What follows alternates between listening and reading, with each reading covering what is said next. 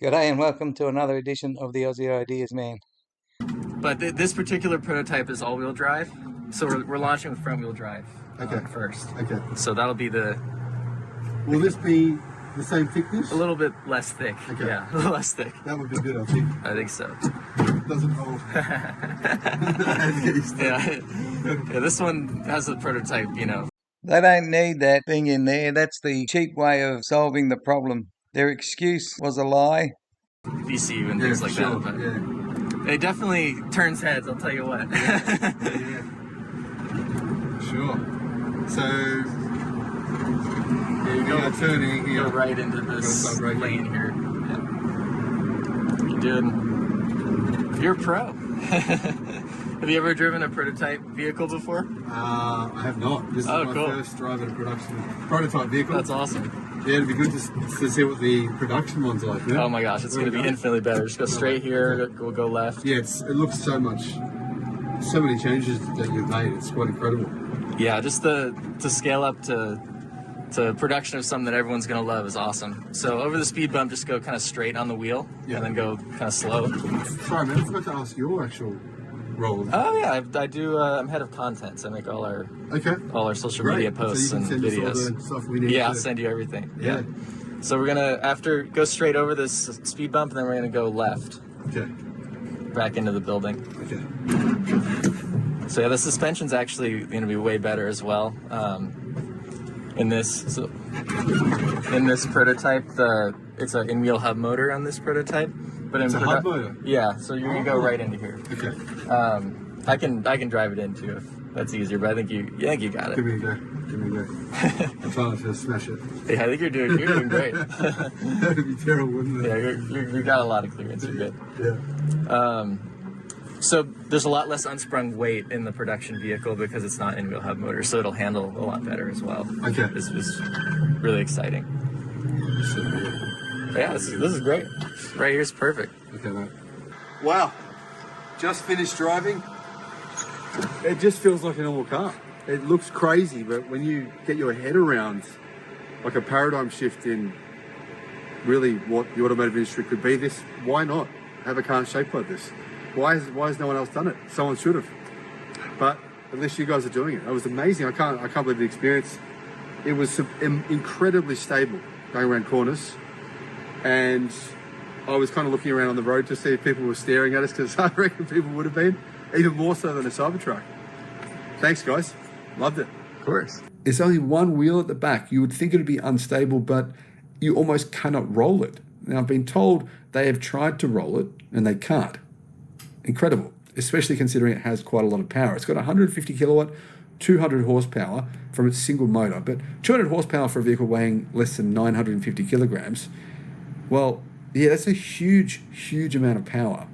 And it means the vehicle can do 0 to 100 in 4 seconds, which is truly staggering. Now, the manufacturing process behind the carbon tub it's brand new to the automotive industry. There's no other car manufacturer using this. It is only used in boutique race car engineering. And you'd be thinking, well, all of this technology, you have this solar inbuilt into the car. As soon as we drove out of the factory, we drove into the sun and the car started charging itself straight away whilst we were driving. It is. Sure. Yeah, so when you want to charge the vehicle, if it's on solar charging, you can just slide over the license plate and you got the NAX plug right there. So it's super convenient, just right behind the license plate. That's pretty cool. It's pretty cool. You want to go for a ride? Yeah, I was wondering where the charging port was. Yeah, it's definitely hidden. Okay, cool. So you can see in our Gamma prototype and earlier ones, this panel didn't go all the way to the rear, so you could scuff this surface up. So what we did for production...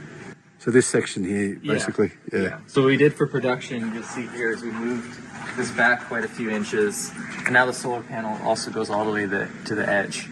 So now it's easy to load. So you're getting more interior space, one, easier to load things in, and you're getting more solar cells. Yeah. Sounds like a good change. That's a good change. Yeah. Truly amazing. You kind of think to yourself, well, this must be incredibly expensive, but it's not. The starting price is $30,000 US. Now, I don't believe they're going to make a profit on that. I kind of probed them for answers about that, and it sounds like they would need to be making lots of them. But if they can start making, say, 10,000 a year, maybe even more than that, which is what they plan to do, then it would be possible. Now, there's one kind of slight hiccup. The company does need investment, and they may not be able to actually produce these vehicles without some further investment into the company. Now, there's already been a lot of money invested into the company. There's a lot of people who believe in them. I personally, after seeing what they're doing, their incredible revolutionary manufacturing processes, seeing how efficient this vehicle is, it's the most efficient vehicle, the most efficient EV ever, seeing how it actually harnesses the sun's energy, just seeing all the technological processes, some of which I can't tell you, that have gone into this vehicle. I'm convinced of two things. One, yes, they'll succeed. They'll find the $60 million they need to actually mass manufacture these vehicles next year. Or two, Tesla will actually wake up and say, yeah, guys, you can make the Cybercab. We're going to give you a massive factory. We're going to build these big production lines for you because what you're doing is amazing. Let's put it this way. It makes sense for Tesla to use these because these vehicles are much more efficient than what any Tesla Cybercab could possibly be. So this is one of the first vehicles. It's an Alpha. Yeah. So it's actually a lot smaller than the Gamma vehicle that you'll ride in today, Yeah. and even smaller than the production vehicle that we're building right now. Yeah. Just to feel how So the small it production is. vehicle, how much bigger is it than this? Oh, in general, it's about maybe 5%, but in certain areas, it's much bigger. Okay. And that's where you'll notice it. So you're going to feel, Headroom. you're going to feel tight in the headroom here. Yeah. Which, go ahead and sit. It's easier if you sit your butt in first and swing your feet in. Yeah. And then you can feel yourself what it's like. Wow. Jump in? Go, please. Okay.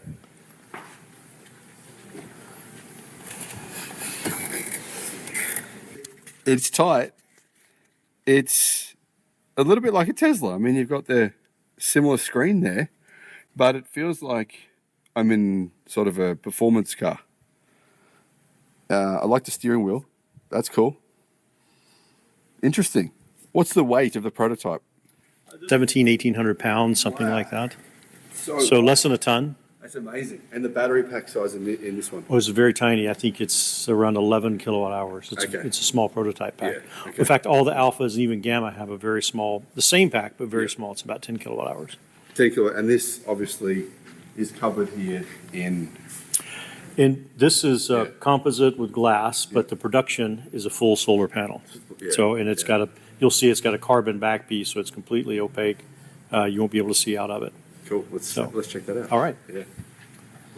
Tesla Cybercabs, they're going to be sitting out in the sun all day, right? They're going to be out being used all the time. And if those vehicles are being charged by the sun for a lot of for the entire day, even when they're being used, that makes sense to Tesla's bottom line. It would mean that it would cost them less energy to run the vehicles. The vehicles would be much, much lighter, much more efficient. And you might be thinking to yourself, but they're not practical.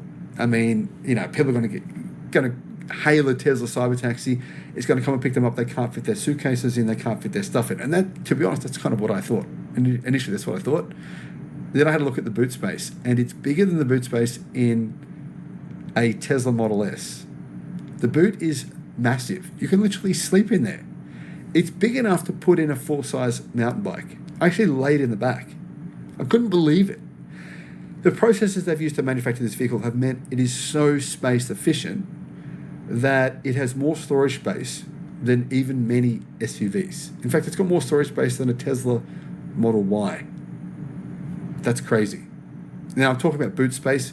If you include the Model Y's front space, it probably doesn't. But anyway, this is a remarkably practical vehicle. It's incredibly efficient. And I really hope APTERA succeed. These guys have designed an incredibly revolutionary product, which really needs to be seen by the world. This is the sort of vehicle we should adopt. I mean, think about the energy use, global energy use. If we halve their energy use, if we halve the amount of electricity, the amount of gasoline we use to get around from one place to another, the impact on global warming would be astronomical. That's what APTERA are trying to do. Thanks for watching.